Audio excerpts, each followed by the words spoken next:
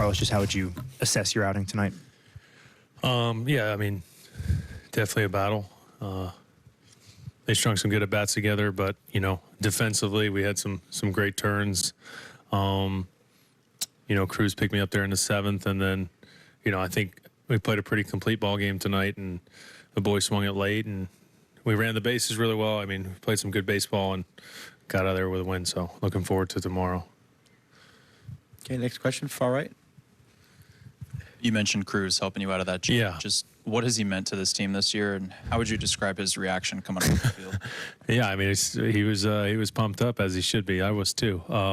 He's kind of been our fireman, and we use him in those big situations like that. And I mean, what a outing there for him to keep the game tied and, you know, give us a chance. So that was huge. Okay, Nate on the right.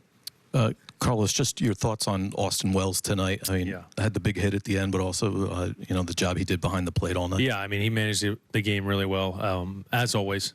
He's really turning quite the player. And then the big hit there in the 8th with what a great at bat, tough at bats, pulling some tough pitches, and then it gets out in front of on the changeup and just rides it out. And then Jazz, the score from first there. I mean, you saw the speed, you know, the athleticism he brings, and I mean, another great play there in the 7th for Jazz, save a run. So he had a big part in tonight's game as well. Okay, got anything else, Carlos? Jerry on the left.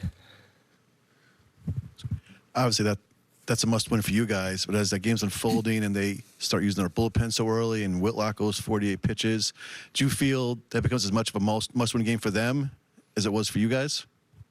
I mean, I feel like any game's a must-win game when you get to the playoffs. So, you know, they have a good bullpen. They try to, you know, run something there, and they threw the ball well. They kept the game close, and, you know, I'm sure you'll see, you know, a bunch of bullpen arms possibly used tomorrow as well. I mean, every game's a must-win game. Obviously, tomorrow's a must-win game for both of us.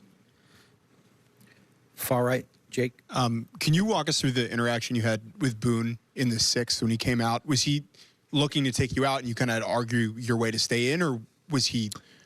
Did you get the sense that like he was going to leave you in that spot? You know, I playing, you know, under Boone for 3 years now. I get a sense of, you know, the demeanor when he walks out.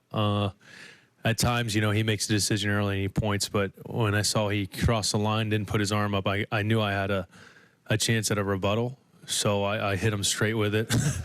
I was like, all right, here's my shot, and I got to be pretty upfront with it. So, you know, I said I'm staying in, and, you know, it worked out. Obviously, the big double play there, it was a great turn. You know, Jazz gets it out quick, and then Volpe with a strong throw, so it was good.